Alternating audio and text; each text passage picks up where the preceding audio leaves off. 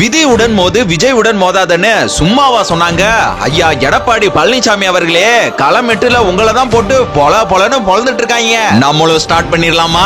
1980ல கொலை குற்றவாளியாக சத்தியமங்கலம் வனப்பகுதியில தலைமறைவாக வாழ்க்கையை வாழ்ந்து வந்தவர் பழனிசாமி. அன்றைய போக்குவரத்து துறை அமைச்சரும் தன்னுடைய தாய்மாமன் மகனுமாகிய ஈரோடு முத்துசாமி தயவால் தப்பித்தார். இல்லையெனில் சேலம் மத்திய சிறையில் ஆயுள் தண்டனை கைதியாக கம்பி எண்ணி கொண்டிருப்பார். இல்லையெனில் மரண தண்டனை விதிக்கப்பட்டு இன்னொரு இந்திரலோகத்தை விட்டு சென்றிருப்பார் பழனிசாமி. ஊழலுக்கு பேர் போனவர் பழனிசாமி. 692 கோடி ரூபாய் ஊழல் தொடர்பாக முன்னாள் முதலமைச்சர் எடப்பாடி பழனிசாமியிடம் விசாரணை நடத்த. சரி, ஊழலுக்கு பேர் போனவர் இல்ல, ஊழலின் அதிபதி பழனிசாமி.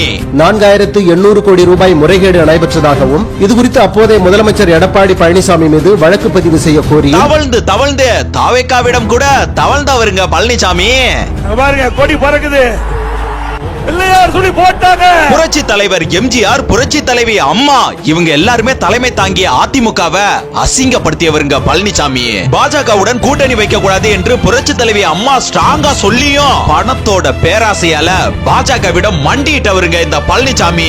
தூத்துக்குடியில் துப்பாக்கி சூடு நடத்தியவர் பழனிசாமி, மக்களை கொன்றவர் பழனிசாமி. அது மட்டும் இல்லாம கூட இருப்பவர்களிடமே துரோகியாக மாறியவர் பழனிசாமி. அடுத்து நீட் தேர்வை தடுக்க அல்ல, அதை பற்றி மத்திய அரசிடம் பேச தகுதி அற்றவர் பழனிசாமி. ஏன்னா பாஜகவோட கூட்டு கலவாணியா இவர் தான். இவர் எப்படிங்க நீட்டுக்கு குரல் கொடுப்பாரு?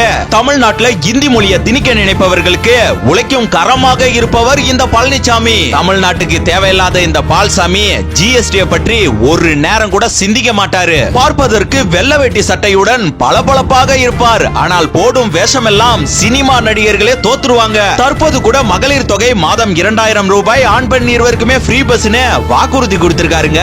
ஏற்கனவே பல லட்சம் கோடி கடன்ல தமிழகம் மூழ்கி போயிருக்கு.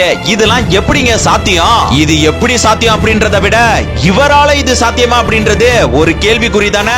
விவசாய பெருங்குடி மக்களே, இவர் ஒரு விவசாயி என்று உங்களை ஏமாற்றி பார்க்கிறார். உங்களை நீங்களே ஏமாற்றி விடாதீர்கள். பிறகு நீங்கள் அல்ல, தமிழகமே ஏமாந்து போற நிலை ஏற்படும். நாட்டை காக்க, தமிழகத்தை மீட்க யோசித்து வாக்களியுங்கள்.